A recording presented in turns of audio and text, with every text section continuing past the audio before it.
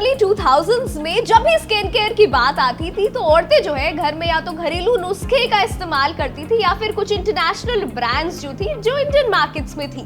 इसी समस्या का समाधान देने एक ऐसी ब्रांड का सन 2004 में निजात हुआ जिसे आज जो है जिसके बिना कोई भी स्किन केयर रूटीन जो है वो पूरा नहीं हो सकता। जब भी कोई औरत पार्लर जाती है तो वो बोलती है O3 का फेशियल कर दो या फिर O3 का डीटैन कर दो। आप समझ ही गए होंगे अब कि मैं किस ब्रांड की बात कर रही हूँ, O3+। तो आज इसी ब्रांड की हम लोग कहानी जानेंगे उसके को-फाउंडर विदुर कपूर से। Welcome to the show brand story. Thank you so much, Toshi. Nice to speak to you. तो विदुर, जब भी O3+ की बात आती है तो स्किन केयर से उसे एकदम सिनोनिम की तरह रिलेट किया जाता है। तो इस ब्रांड की कहानी क्या है? ये ब्रांड एक्चुअली हमारी शुरुआत हुई 1963 में। तो मेरे ग्रैंडफादर ने सैलून इंडस्ट्री को लिटरली शुरू किया था उस टाइम। आपको पता है जैसे ब्लैक एंड वाइट सिनेमा का जब हुआ था start, the black and white cinema when it started, उस समय लोगों को काफ़ी डिमांड आ रही थी सैलून इंडस्ट्री में कि लोगों को हेयर स्टाइल्स कॉपी करने थे जो इन एक्ट्रेसेस के जो 1960s 70s में चलते थे। साधना कट, माधुरी कट। एग्जैक्टली। तो उस समय क्या हुआ, हमने शुरू किया हेयर क्लिप्स बेचना। इन द टाइम ऑफ 1963 मेरे ग्रैंडफादर ने हेयर क्लिप्स और रोल-ऑन्स, जो रोल-ऑन्स लगते थे, रोलर्स जो लगते थे बालों में, उन्होंने वो शुरू किया 1963 में। एंड उसके साथ साथ शुगर वैक्सिंग हेयर रिमूवल के लिए शुरू करी। अराउंड 1970s 1975 में हमने बेचना शुरू किया शुगर वैक्सिंग। तो तब से हमने शुरू किया जब ये इंडस्ट्री एग्जिस्ट ही नहीं करती थी, बट एक नीड आ रही थी। जब लोग देख रहे थे फिल्म इंडस्ट्री में लोगों को सुंदर लगने की नीड आ रही थी, तो हमने तब शुरू किया ये ब्रांड। तब हमने इंडस्ट्री को शुरू किया आई वुड से।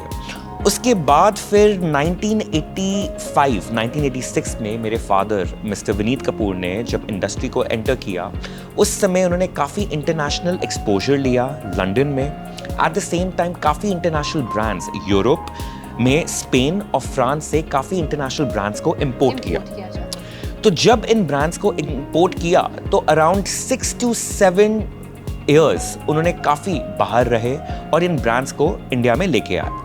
उसके बाद टिल अबाउट 2002 हम इन ब्रांड्स के साथ, इंटरनेशनल ब्रांड्स के साथ डील करते थे।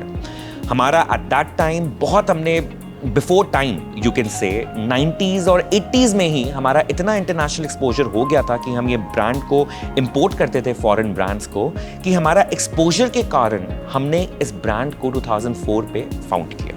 Because we had that exposure of importing international brands, we knew what people wanted, what salons wanted. क्या थी और एक्चुअली में मार्केट की रिक्वायरमेंट क्या थी, क्या प्रोडक्ट्स थे, उसी को आपने ध्यान में रखा। Exactly. So उस समय एक एवरेज सेलिंग प्राइस एक फेशियल का 400 से 500 होता था, या एक एवरेज सेलिंग प्राइस 1000 से 1500 होता था इंटरनेशनल ब्रांड्स का, जो बहुत ही ज्यादा रेयर था। Right, and at that time मतलब ये तो बहुत ही रेयर था, बट एक्चुअली जो एवरेज सेलिंग प्राइस आप बोलो that was approximately 400 to 500 only. तो जब हमने लॉन्च किया ये फेशियल, हमने एक्चुअली 1500 रुपये में हमने ये फेशियल लॉन्च किया O3+ का, जिसकी हमने डिस्ट्रीब्यूशन करी जम्मू कश्मीर से लेकर कन्याकुमारी तक। तो ये हमारा पूरा एक जर्नी रही कि हम अपने प्रोडक्ट को जम्मू कश्मीर से लेकर कन्याकुमारी तक पहुंचा रहे थे। नॉर्थ, साउथ, ईस्ट, वेस्ट अपने डिस्ट्रीब्यूशन चैनल्स खोले। इसके साथ साथ सेमिनार्स और वर्कशॉप्स पैन इंडिया, हजार ब्यूटिशियंस को एक रूफ के अंडर हमने ट्रेनिंग दी प्रोडक्ट की। तो the biggest journey was that जो पहले 500 से 700 रुपए का फेशियल था वो हम ले गए मार्केट में 1000 से 1500। तो इससे क्या हुआ, रिटर्न ऑन इन्वेस्टमेंट जो सैलून्स को एक्सपीरियंस होने लगा, they were very happy because not only they were happy with the ROI, their clients were very happy with the result. They knew that concerns such as acne, pigmentation, लोगों के solve हो रहे थे हमारे products use करके। और आज जब भी कोई भी फेशियल या स्किन केयर के बारे में सोचता है वो O3 के बारे में ही, O3+ के बारे में ही जानता है। इनफैक्ट मुझे भी कुछ टाइम पहले तक नहीं पता था कि ये इंडियन ब्रांड है, मुझे लगता था कि ये इंटरनेशनल ब्रांड है। तो जो आपने एक कस्टमर के बीच में एक इस प्रोडक्ट की एक नीश मार्केट बनाई है, वो एक अपने आप में ही बताती है कितनी बड़ी ब्रांड है। हर ब्रांड की कहानी होती है, आपने इस ब्रांड की कहानी बताई, लेकिन आप अपनी ब्रांड को, अब तो मार्केट में इतने सारे स्किन केयर प्रोडक्ट्स आ गए, हर रोज कोई ना कोई प्रोडक्ट मार्केट में उतरता है, तो आप अपने ब्रांड को कैसे और ब्रांड से डिफरेंशिएट करते हैं? सबसे बड़ा लेगेसी जो मैं समझता हूँ, सैलून इंडस्ट्री में सारे लोग जानते हैं कि हम 60 साल से इस इंडस्ट्री के अंदर है। So that is something which really helps us. और अगर मैं कंज्यूमर की बात करूँ, कंज्यूमर O3 Plus को 2004 से यूज़ कर रहा है।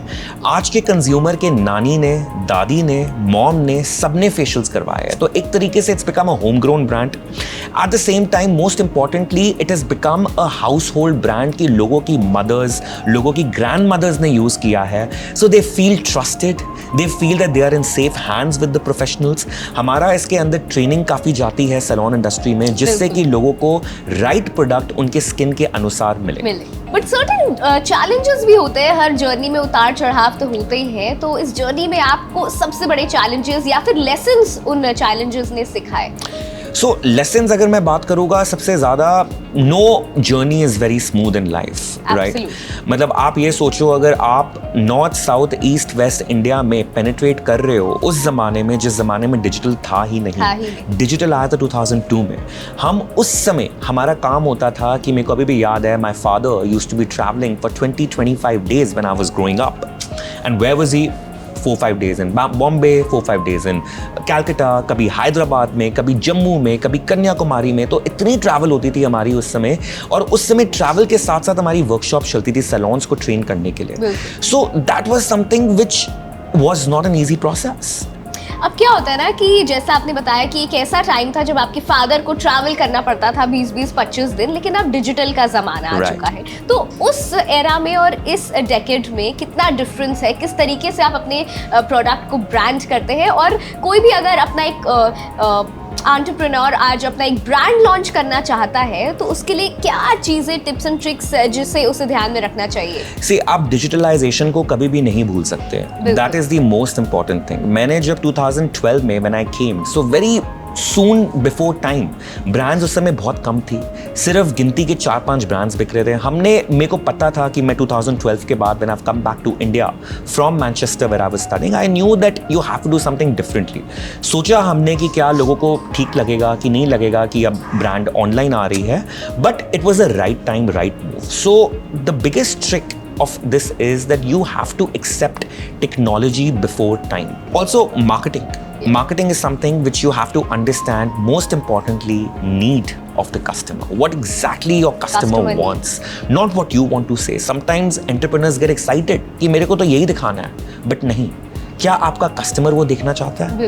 क्या आपका वो कस्टमर रिलेट करता है उस चीज से? तो थैंक यू विदुर, आपने O3 Plus की ब्रांड स्टोरी बताई, जिससे इंडियन मार्केट में परसीव किया जाता है एज एन इंटरनेशनल ब्रांड, लेकिन आपको बता दें कि ये मेड इन इंडिया ब्रांड है। तो जब भी आप पार्लर में फेशियल करवाने जाए या फिर उसे ऑनलाइन या ऑफलाइन शेल्फ से खरीदें, आप प्राउडली कह सकते हैं कि ये भारत की ब्रांड है। वेल, कैसी लगी आपको ये विजनरी ब्रांड जिसकी शुरुआत 1960 में हुई थी? आप हमें कमेंट्स में जरूर लिखिए और अगली ब्रांड की कहानी जानने के लिए हमारे शो को देखते रहिए।